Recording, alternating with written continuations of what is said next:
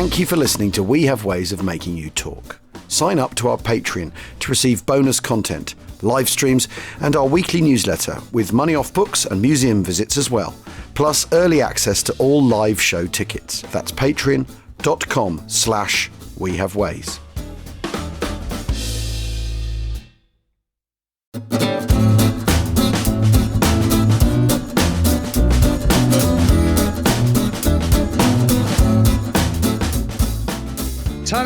Tally ho, welcome to We Have Ways of Making You Talk, USA, and I hope you like what I'm doing there, kind of, a British RAF call sign on an American podcast, but Happy New Year to everyone, and Happy New Year to you, John McManus, joining me in St. Louis. How are you? I am terrific. Happy New Year to you, Jim. How are things with you? Well, it's a good day this morning, 5th of January. It's my brother's Tom's birthday. But it is also the first day that it hasn't rained in literally since October. We've had so much rainfall. And to put this in some perspective, normal average rainfall in the Chalk Valley down here in southwest Wiltshire in southern England is about 40 to 42 inches. We had 67 inches in 2023. Oh, my God. Yep. That is, and I've got these huge watercress beds either side of my house. I'm on a kind of like isthmus between the watercress. And last night it was a lake. You couldn't see there's these sort of concrete divides between the beds. They're kind of so long and narrow, and the whole thing was just one sea. Not yet, but it may be coming. And I always hope really? Because I'm a withered old man and I hate winter, and it just seems like year by year it gets tougher. I don't like the cold, but it's possible we're getting snow. We've had very little precipitation, so we've been lucky. But actually, we thought today, this sort of start of the year, 1944, 80th anniversary of 1944. And obviously on the podcast this year, we're going to be going to town on all things 44 from, all the big events. But, what a year it was. Yeah, it was the year in some ways. It's the pivot point year. And it's the year, too, I would argue, that you really see the United States become a superpower, a military and economic superpower, and it begins to assume the leadership of a vast Western-oriented global coalition, most of which is still intact today. And so I think it's really a majorly significant year from a kind of U.S. perspective, political perspective, too. I think we tend to forget it's an election year. So all these battles, of course, are happening in that context to where they could affect the presidential election. Term. Yeah, and I think there's a tendency now to kind of look back at it and say it's almost like a fait accompli. Well, Roosevelt was going to win and all this, and certainly he was established and had major advantages. If the war goes sideways in any of these battles, so maybe that affects the political scene. Who knows? I think that's what's interesting to think about it now. Yes, and here we are 8 years on in another election year in the United States, and you kind of wonder what little kind of detours and little kind of shock attacks from the side might kind of change events over with you. Crikey, that's extraordinary. Isn't Anything it? Could.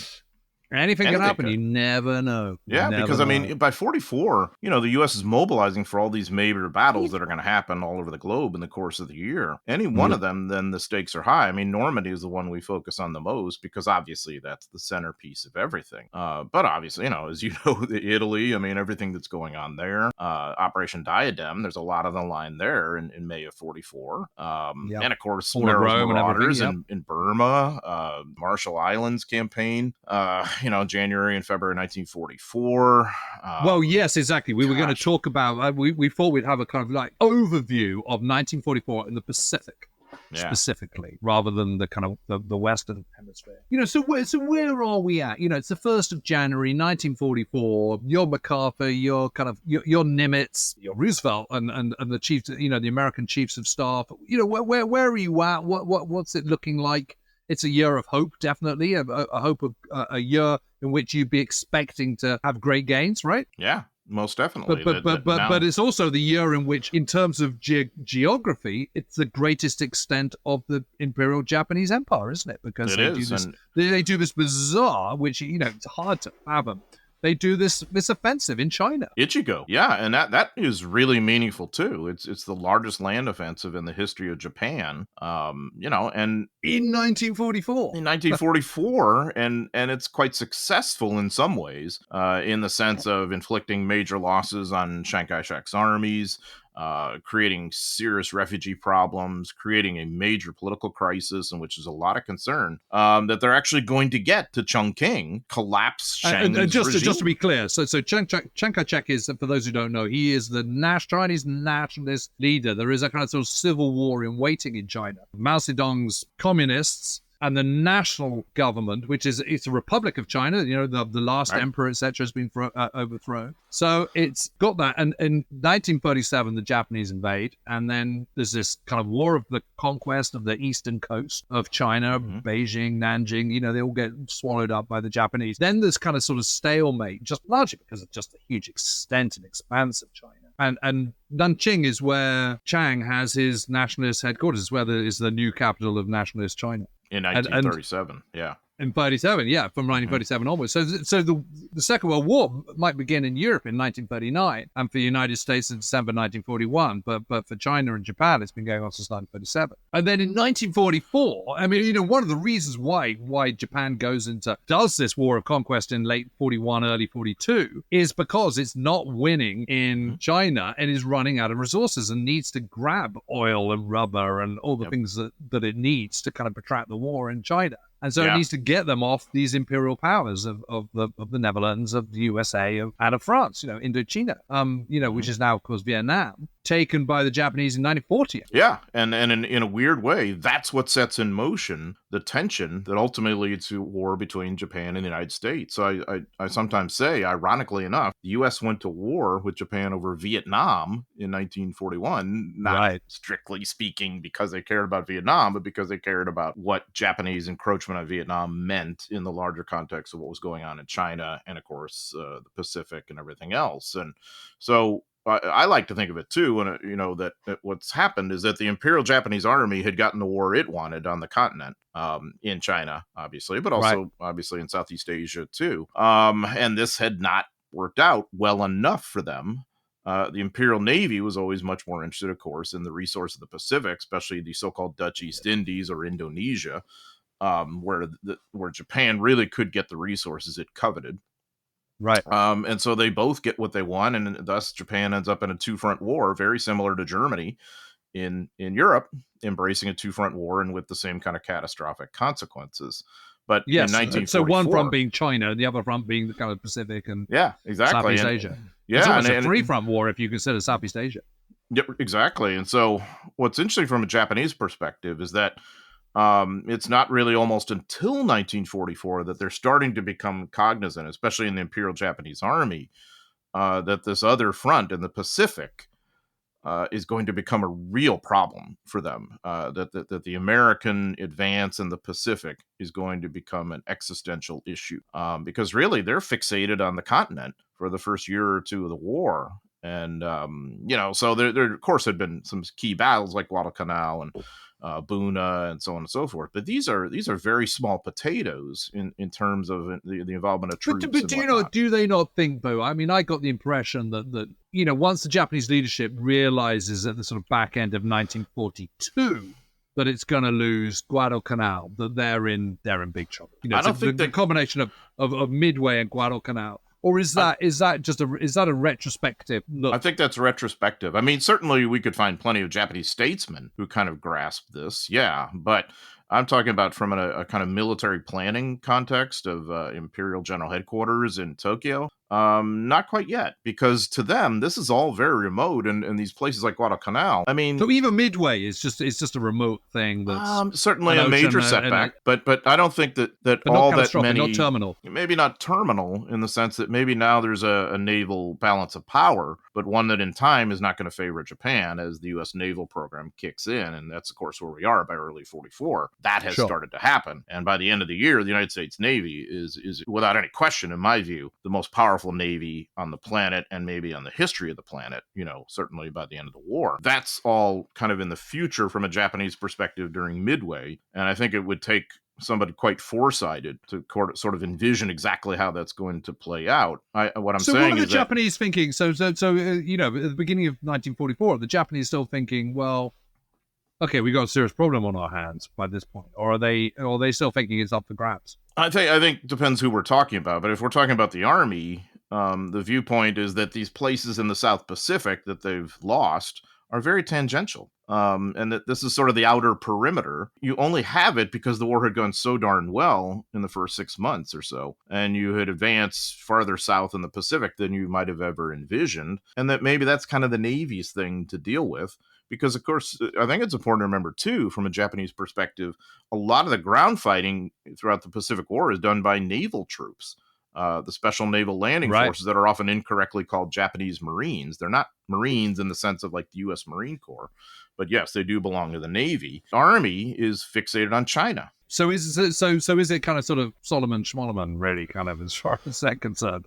I mean, sort of, but Solomon Islands. But maybe that's what's starting to happen by 1944. The Imperial Army, and I keep sort of renewing their perspective in this because obviously their importance is going to grow massively. Right. They're starting to realize this is going to be a manpower suck, and we're going to have to divert resources to deal with this looming American problem of MacArthur's advance across New Guinea, of the advance fully up the Solomons, but of also what's happened by now is the Gilberts. Remember, we talked about Tarawa in one of our episodes, and that's been something of a game changer for both sides in the sense of the Japanese realizing that a place of significant importance just fell to the Americans, and that there's going to be a stepping stone and an island hop to the next one. And MacArthur, this is we were talking about, like, where's MacArthur by early 44? He's really worried. Not necessarily about the outcome of the war. He's worried about what's going to happen to him, very MacArthur-esque, because Nimitz had that dramatic advance in the Gilberts. And he's really concerned that the Joint Chiefs in D.C. are going to say, you know what, let's just backbench MacArthur to maybe flank protection and let's invest all these resources in a Central Pacific island hopping campaign to go straight for Japan. And let's not worry about going to the Philippines or anything like that. So MacArthur's looking for a big, dramatic, game-changing kind of event that'll help. This is the beginning of this is January 1944. Yeah, and he also knows, of course, that that Operation Flintlock is on the drawing board and is about to happen, and that's the invasion of the Marshalls, and that's really a dramatic step up in the pace of the war. Flintlock originally probably would have happened around April or so, March or April, and instead it's going to be late January. So you've got a kind of accelerated timetable, and one of the reasons is because Nimitz has gleaned, he can go straight for Kwajalein, and Roy Namur, these key islands, without taking like the outlying places that the Japanese had fortified too. And this is quite so we're into the Central Pacific at this point. Yeah, we are. And so out of the South Pacific. Yeah, he's out of the South Pacific. And MacArthur's still mired there in a way because he's in the New Guinea. New Guinea, but also like portions of the Admiralties and all that. Nimitz has made this kind of bold move saying, let's go straight for Kwajalein and Roy Namur. And that accelerates the timetable as well. And it works out brilliantly. It's one of Nimitz's finest decisions, in my opinion. And those are two battles that are really fought quite well, by the 4th Marine Division at Roy Namur and the 7th Infantry Division at Kwajalein, which are really kind of centerpiece tactical battles, in my opinion, of how this should be fought and how you coordinate with naval gunfire support and whatnot. But of all the, in the long sort of the story of the Pacific War, those are two battles that don't kind of ring off the, roll off the tongue. I mean, they don't, and they're really important. Why is that? I mean, why are they not at Tarawa or Peleliu These are really unglamorous little places that have no strategic significance except in this moment at this context. I mean, you're not going to have a big kind of political presence there or something, or no one would have heard of Kwajalein circa 1939 in America. It just didn't.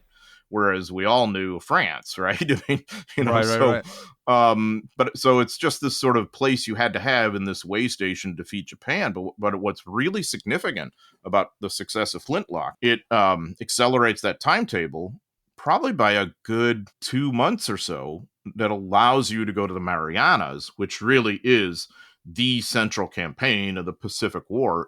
What Normandy is in Europe, the pivot point to victory, the Marianas are for the Americans in the Pacific.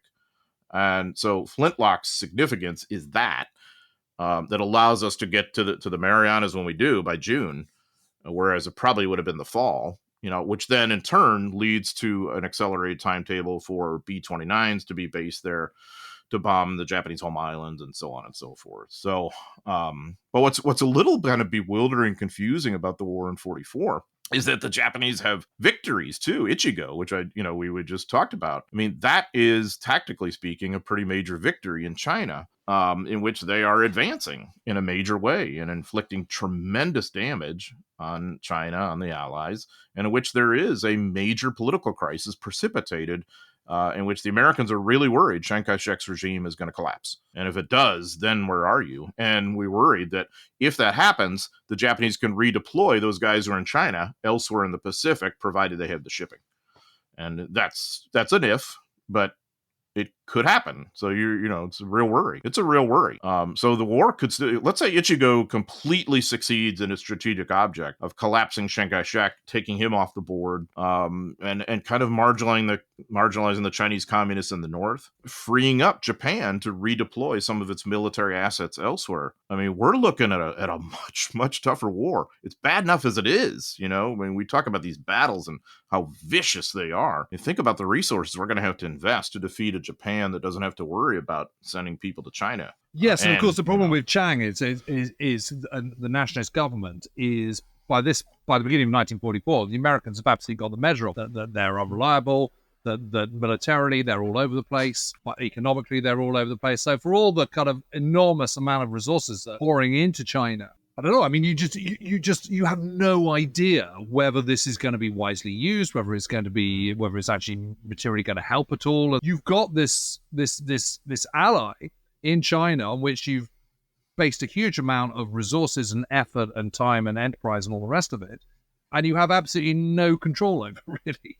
And that's part of the frustration. And so therefore it's very hard to plan, isn't it? Because you've always got to have the kind of worst case scenario in your back pocket and a plan if it all goes pear-shaped over there. And then of course that's really embodied in the tension between Lieutenant General Joseph Stilwell, who's basically the American. He wears a lot of hats, so it can be a little confusing as like what to call him. But he is chief of staff to Chiang Kai-shek. He commands American military forces in theater, not just in China, but in Burma and India. He has a kind of a other supernumerary duties too, because sometimes he's going to control Chinese troops, sometimes not, whatever. But he and Chiang don't get along particularly well. And yes, I mean, of course, like you said, Jimmy, he and the Americans have taken the measure of what they're dealing with here. Quite a despotic, repressive, and corrupt regime, but also, I would say, sort of in Chiang Kai-shek's defense, one that has been fighting our fight, and by our fight, I mean, you and I, British and Americans, against Japan. They've been bearing the brunt of this for now 7 years, and they're going to lose 15 million people in the offing, and it's inefficient, it's crappy on a lot of levels, how they operate, but you know what? They're sacrificing massively, and they've been backbenched strategically by us constantly at every turn, which of course has happened in the wake of the Cairo and Tehran conferences, in which Chiang is promised key amphibious operations in Burma by both the British and the Americans, and then we renege on it because we need the resources for Normandy. And so this is a pattern from Chiang's point of view, which the Americans say to him, you're important, you're important, you're important, you're a key ally, you're going to be the bulwark of a new kind of balance of power in Asia, and our key, China is a great country, a peer of all the rest of us. And then when it comes down to affording the resources, we say, well, no, you're kind of getting last priority here. We'll give you a little dribs and drabs while we send everything to Europe or to Nimitz or to MacArthur or whatever, which we understand why. I'm not really criticizing that. Was there ever a question of the Americans kind of sort of throwing their weight behind Southeast Asia? Because the sooner you free up Burma, you've got all the Burmese oil, you can then put a road through it to make supplies to China. Do you, strictly speaking, need all those islands in the Central Pacific? Not really. Would a lot of the resources of the Americans have been better placed in Burma than they would have been in the Central Pacific? The Americans never seriously consider that. But why not?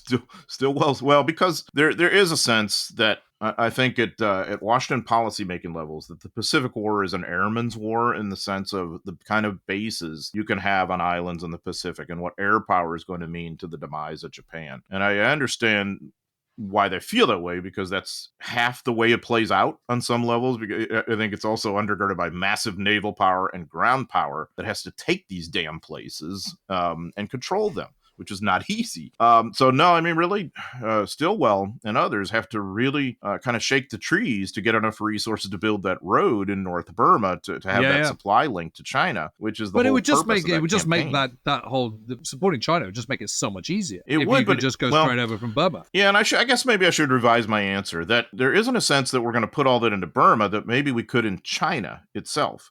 And in some ways, this is what Stilwell wants, is maybe even an amphibious invasion of China, in which the U.S. will invest its resources that way. Right.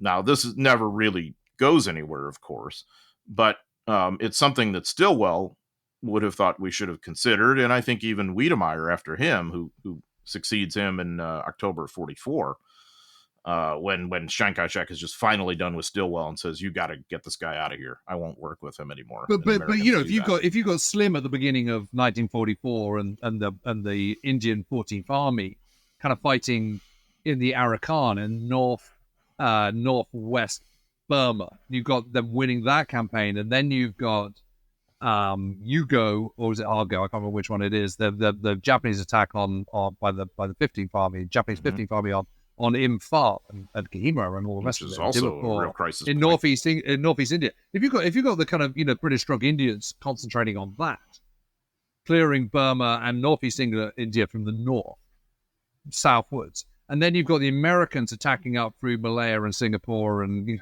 Rangoon. Wow, that would just you'd just be swamping that peninsula of Southeast Asia. That would make getting into the Philippines that much easier.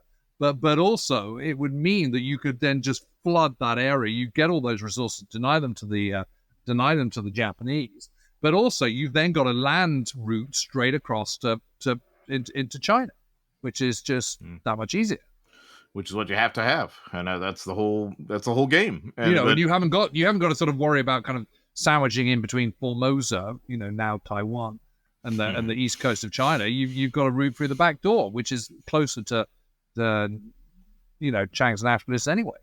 Well, and I think maybe that's what Operation Buccaneer is sort of designed to do. That invasion of South Burma, and it makes some sense on that score. But I don't know that the Americans ever really consider that. No, they don't. They absolutely don't. I've never thought about it at all before about 5 minutes ago. But I'm just, if China's so important, then it seems to me that surprised that I guess I'm surprised there wasn't more kind of discussion about that. And I think it would have been a hell of a place to operate. To try, in terms of logistics and transportation and lines of communication, because building that road in North Burma is an enormous undertaking. That is, for U.S. Army engineers, possibly their greatest challenge in the entire war. I'm saying arguably. I'm not asserting it as an opinion or fact, but it is an enormous challenge. And so you can multiply that by whatever, if we're really doubling down for major operations in South Burma or Malaya or wherever else. It's going to be hard to operate there. I think that would have been the main challenge, is how much service troops you would have to pour into this. God, it's really kind of mind-boggling to think of. Yeah. Okay. Well, it's just a thought. But on that logistical headache, let's just take a quick pause. We're going to take a quick break, and we'll be back in a moment.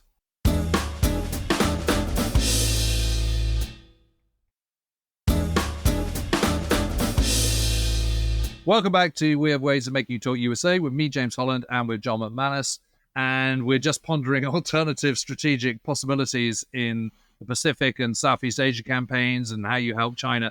But actually, that's just one of our sort of classic rabbit holes. We've just absolutely fallen down hook, line, and sinker. When actually what we really need to do is be looking at a kind of overview of what's going on in the Pacific, not in Southeast Asia, not in China. What is happening in the Pacific in 1944? Yeah, so by then, as I'd mentioned, the Gilberts have been taken. The terrible battle at Tarawa, is the most famous part of this all, obviously. But so MacArthur is really concerned. He's, as I said, going to be backbench. So he's sort of just kind of in New Guinea at this stage, and he's looking for something that's really going to accelerate his timetable too. And so what happens is that there's a place called Los Negros, which could offer a really good spot spot for an airfield. It's in the Admiralties Islands, which are just north of the portion of New Guinea where MacArthur's people are operating, and it's joint U.S.-Australian forces there. So he's presented with this possibility of grabbing this island on the cheap. And it's really an interesting thing. I think, personally, this is one of MacArthur's finest moments in the war. On one hand, the intel he's getting from General George Kenny, who's his remarkable air commander, is aerial recon stuff that's saying to him, there's not much Japanese there, we can grab this. But by now, what is now going to be known as the 6th Army under Walter Kruger has what are called the Alamo Scouts. These are highly trained and selected guys who are supposed to go in and look around at these places and figure out what's there. It's remarkably similar to what the long-range reconnaissance patrols, or LRPs, are going to do in Vietnam a generation later. You don't want to get into a fight. You're the eyes and ears deep in enemy territory. So anyway, these guys go into Los Negros, the first major Alamo Scouts mission, and they determine, hey, you know what? There's a lot of Japanese here. But they use the term, quote, crawling with Japs. And I'm using that 1944 term that I know that's offensive now, and I apologize, but that's what they said. But how does that really help MacArthur? It's not specific, you know what I mean? So he has to make that call. All he can muster at this point for a quick invasion is about a battalion plus from the 1st Cavalry Division to send in there on destroyers and a few landing craft to go grab this place at Los Negros. So he decides to go forward. So there are Japanese troops on Los Negros. Absolutely, and in pretty good strength. I would say about 5,000 plus. Okay, and you're sending in maybe 1/5 that, with a battalion-sized landing team that'll later be reinforced, provided you can control the sea lanes there. Which is becoming more possible because of the growth of the U.S. Navy and the presence of the Australian Navy too. But this is a kind of a gamble in some respects, or maybe I should put it as it's a risk. It's a calculated risk. So this is February 28, 1944, and this really will become kind of the game changer for MacArthur to get back in the strategic conversation, because Los Negros is a hard-won victory that you get surprise on the Japanese. And you know what's interesting, Jim, is that in that actual invasion, the Japanese expected it.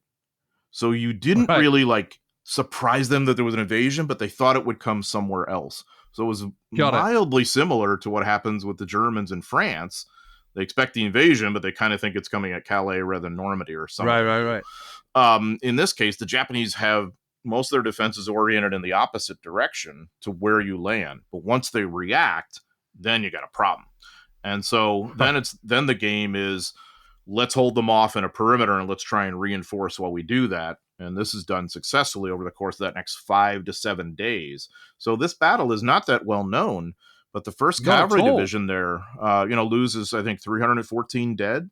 And they basically annihilate the bulk of that Japanese defense force. This is Imperial Japanese Army who's there, not the Navy. Well, I'm just looking at a photo, an aerial photograph of the Los Negros, and you can still see the airfield there in the bottom. The Momote Airfield. Southeast corner. There it is. That's the key to the whole thing. And that's the other thing, too, is that, they determine fairly quickly what they can and can't do with that airfield. And so now that you control that, you really have outflanked the Japanese in New Guinea on some levels. So this allows MacArthur then to proceed with the Hollandia invasion that'll happen in April. It really is massive and really is a significant moment in the South Pacific. Without Los Negros, I don't know that happens. And so it's not all that well known. But not at all. It really is. If we wanted to point to one moment when now all of a sudden the major operations in the Philippines become more viable, the ones that MacArthur has always wanted, of course. I think it's when he succeeds at Los Negros. And that was no sure thing. By the way, he went in with the task force, sailed in with them, and he landed, I think a couple hours after H hour, to tour around. So what had happened is you get ashore, the Japanese are stunned, things are quiet for several hours while the Japanese are coming up with the idea of a counterattack. And so MacArthur's there at that time, and then he gets back aboard ship and goes back to Australia, I think. Amazing. Yeah, it really is. It's really quite fascinating. And the other dynamic that's in play for the Japanese is that the two main sort of battalion level commanders who are going to mastermind this counterattack hate each other and won't work with each other at all. And so the larger Japanese commander has to kind of manage that dynamic. And as you can imagine, that doesn't help them one bit. So yeah, at Los Negros too. So do they then take? So the part of the whole Admiralty Islands are taken. Los Negros it's the first bit, controlled. and then Manus. Manus is like right next door across this little isthmus, much bigger, and it's much bigger, and it's just a massive jungle. It's just a place you don't want most of it. So what happens is that so you've got you hold on to the airfield and the perimeter and all that in that first week, and so then much of the rest of the campaign for the next several weeks is just patrolling out there to police up the Japanese survivors and make sure you control the islands well enough and move on. And the other thing, so MacArthur being MacArthur, he's going to insist that he control anyone who's based in the Admiralties, because Halsey is like, well, we're going to have naval assets there, and I should probably be in command and control that. Even though he and Halsey get on well, MacArthur digs in his heels like, no, you can leave if that's what you feel, and I'm going to control it all. And so he's very serious about that because he thinks, what this is going to mean is ultimately getting back to the Philippines, and he doesn't want anything to mess with that. So the 1st Cavalry Division is a really high-speed unit, and this is their first major combat in World War II, and of course they've been in a lot ever since. But I think you see already that this is going to be one of the go-to units for the U.S. Armed Forces. And there's a Medal of Honor recipient from that fight to hold on to the perimeter, a guy named Troy McGill, who is on a machine gun and holds off the Japanese. And really, it's quite a story. But the sort of interesting personal level I knew his nephew. When I was at the University of Tennessee, his nephew was actually a Navy veteran, so it was a weird deal where his nephew was almost the same age as Troy, and so that was really the McGill family was profoundly affected by this battle, as you can imagine. Yeah, my friend, his nephew Wes, was aboard USS Kanawha, which was sunk in the South Pacific, and then later I think the USS Colorado. So he served in the whole Pacific War. But it was interesting to him to kind of explore what had happened with his Uncle Troy. It was this very big family. They had another one who was in the 8th Air Force, and it's just fascinating. But it's just one of those moments that isn't that well known. But Troy McGill is right up there with any other Medal of Honor recipient in terms of his importance, I think.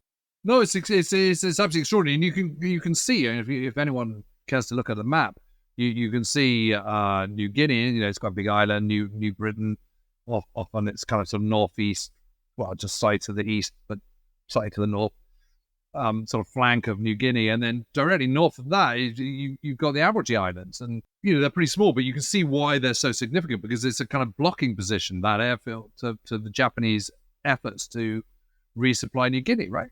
It is, and so now that you have that, the Japanese are really restricted in their mobility throughout much of New Guinea, and you now have the initiative. So it's just an interesting little quirk of geography that makes this place really important for that moment. And once you have that, you then have the initiative, and it's so interesting how it all plays out. Kenny, strictly speaking, is wrong, and what he's urging MacArthur to do could have led to disaster, to losing that entire battalion-sized combat team, and an invasion that fails, say. But fortunately, this doesn't happen. But I think it's a classic example of a commander's dilemma of having to make really consequential decisions based on mixed intel data. And thus, I think it's useful to study, because obviously I think that happens a lot.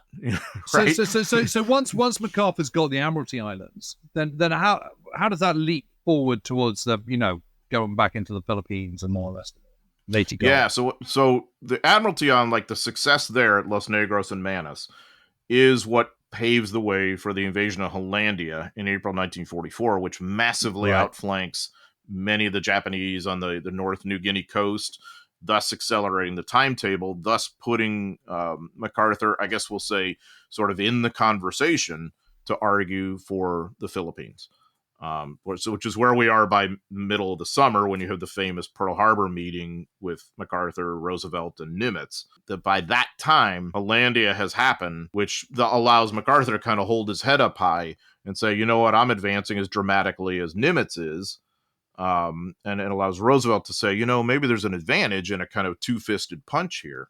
So then the question becomes later in the year, of course, whether you're going to go for Formosa, which is, of course, today Taiwan, or whether you're going to go to the Philippines. And the Navy tends to want Formosa. And, of course, MacArthur, we all know he wants the Philippines. We all know he gets his way. But this was no sure thing at the beginning of 1944. A lot had to be fair, though, Philippines is a lot closer to New Guinea. Oh, yeah. Well, than Taiwan and also... MacArthur's arguing at a almost mystical level in a way, too, that the Philippines means more than Formosa in terms of liberating basically our countrymen. There's no question about it. Liberating our countrymen, as he would have seen it. Philippines was home to him. And he felt we had a moral obligation to liberate 17 million people who are essentially, if not full American citizens, close to it, and are about to get their independence, from the United States and are very much loyal to us. And of course, too, our POWs are there and all that as well. But he also beyond that, I do think he truly believed that this was the best thing strategically for the U.S. to defeat Japan. But sometimes I wonder if he was more interested in liberating the Philippines than actually defeating Japan, too, on some levels, because it was so personal to him. And I understand why. But it is interesting if you look at, a big picture of the map and what you see is you see China and then you see Australia, that huge land mass. Then you see the Philippines off the kind of sort of southeast kind of edge of China, going down towards Papua New Guinea, which is much bigger than the Philippines and huge, and then on the Solomon Islands. And it's kind of like a sort of, Papua New Guinea at the end of, if you think of the kind of that whole thing being like a scorpion's tail, like a scorpion sting. You've got that kind of bulbous end of the tail of the scorpion, which is Papua New Guinea, coming down from the tail of the Philippines. And if you think beyond that, you've got the Solomon Islands off the kind of, to the east of Papua New Guinea. You can see from a kind of, a U.S. Army point of view, having kind of been in at the end on Guadalcanal and then subsequent battles on the Solomon Islands. You think the next obvious step is Papua New Guinea. The next obvious step from there is the Philippines. From a geographical, logistical point of view, as well as from an emotional, psychological point of view as well. Taiwan is then north of Manila and north of the Philippines. So you are going to have to hop from there. But then on the other hand, if you then home in on the Central Pacific, north of Papua New Guinea and to the east of the Philippines, then you've got Palau, which is Palau. You've then got, Guam, just to the kind of northeast of that.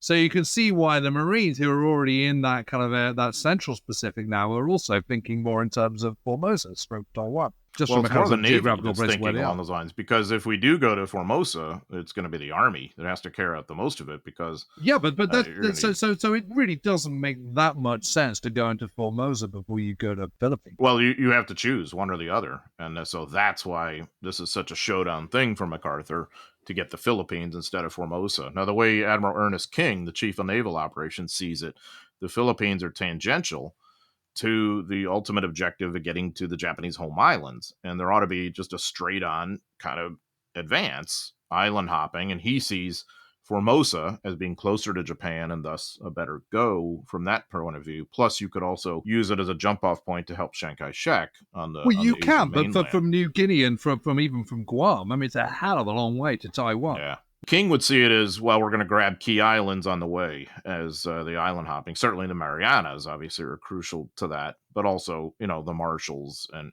others that are lesser known. So, of course, he's looking at it, too, like a naval strategist, looking at the wide ocean and saying, all right, we use that as our transit point. And we have our naval power, and we've got our, as he would see it, too, the carrier forces that are crucial to this, that operate in those wide oceans, that's how you're going to be able to accomplish this. I think the weakness of his argument is that if you're really talking about invading at Formosa, you've got a series of serious problems to deal with, because the island is enormous. It's got all sorts of incredibly defensible terrain. It has a vaguely hostile population versus the Philippines that's for you. It's going to be a manpower suck. You're going to need major army service forces to sustain you, much less what's going to happen if the Japanese use their bases in the Philippines and Indonesia to attack you by air and sea. I mean, I've got to say, all those things make it, to me, a total slam dunk. I mean, I know there's this big, the big meeting with Roosevelt and MacArthur, and he thinks he's won the day and all the rest of it. But it feels like it's like a shootout. But I can't even believe it's got to that, because to me it seems so completely obvious you'd go to the Philippines rather than Formosa. Well, MacArthur would be very happy with you and very proud of you right now if you were here with us. Well, but for all those, they're not just from the geography. I mean, that's one hell of an island hop. So these discussions about this are happening when? This is a kind of the fall of 1944. So these are going to be operations in the fall of 44. What King would rejoin if he were here to speak with us now. He would say, well, Jim, you're right. I mean, I understand, but let's not retreat from what operations in the Philippines are going to mean. That's 7,000 islands, and it's going to be a major manpower suck, and it's going to lead to destruction for the Filipino people. It's all these things that actually do happen. In the same way that when we decide we're going to invade France, we're going to destroy a lot of France. Well, when we invade the Philippines, we're going to destroy a lot of the Philippines. And so what King would say is, wouldn't it be better to destroy the places that are hostile rather than the places that are friendly? And we can liberate the Philippines later when we've won in Japan.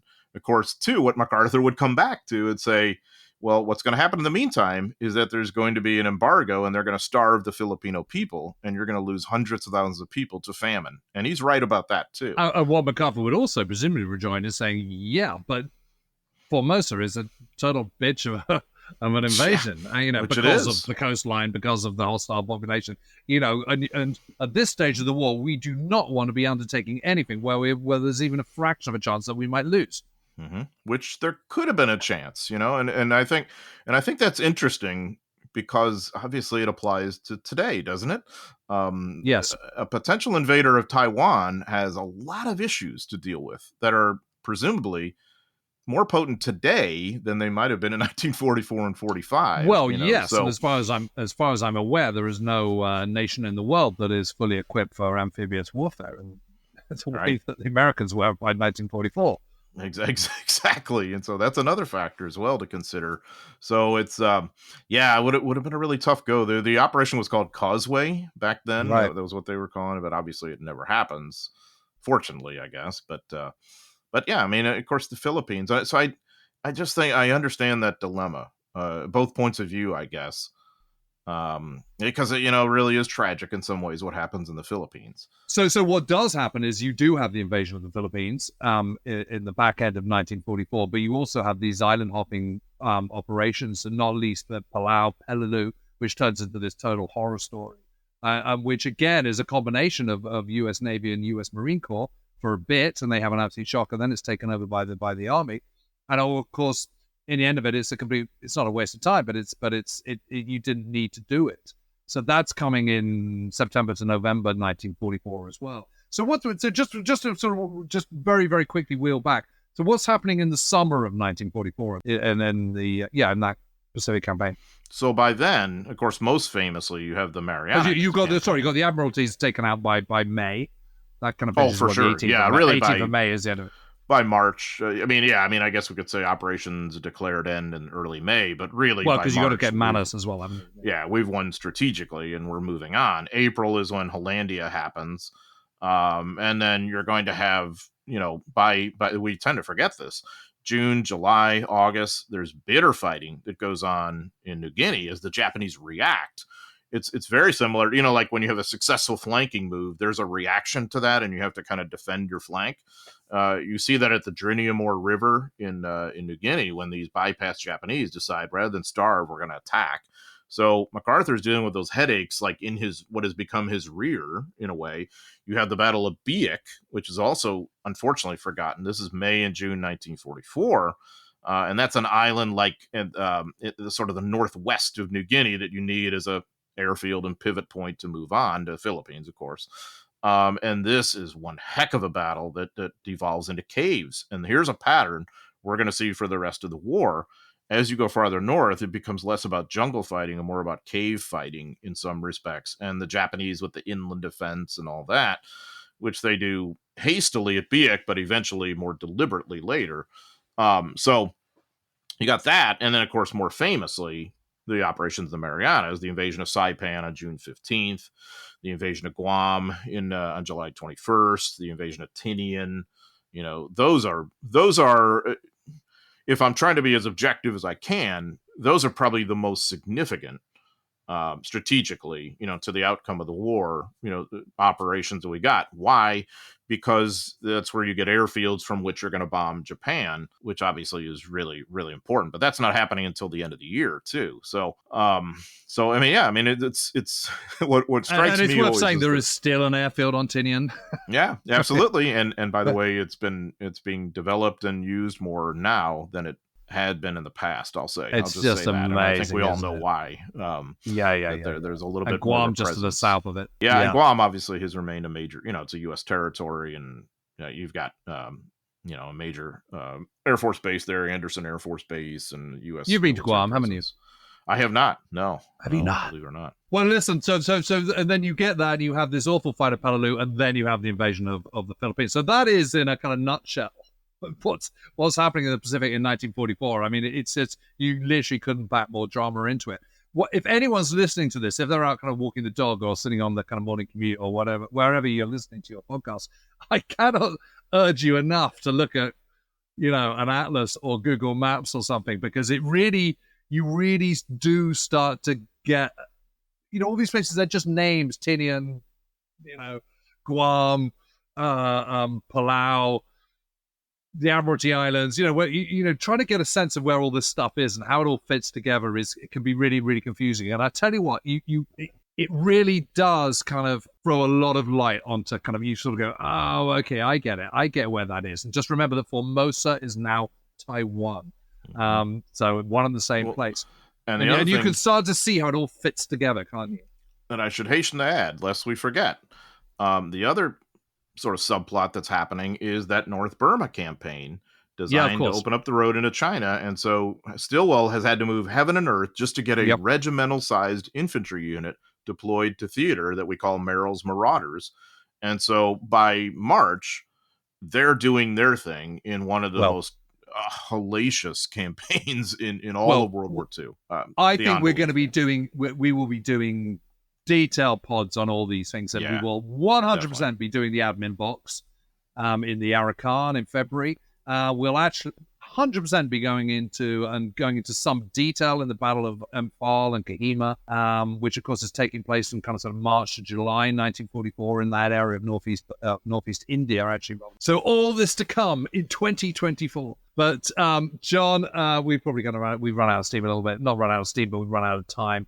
So we should call it quits there. But I think that's a pretty good overview. I'm pretty happy with that. Yeah, absolutely. Yeah, it whets the appetite. We're going to really be diving into this. Absolutely. Well, listen, cheerio, everyone. Happy New Year to you all. Thank you for listening, and do keep listening, as we've got a huge amount of stuff we're doing this year, and it's all pretty exciting stuff. John, great to see you. Happy New Year to you, and catch up with you very soon.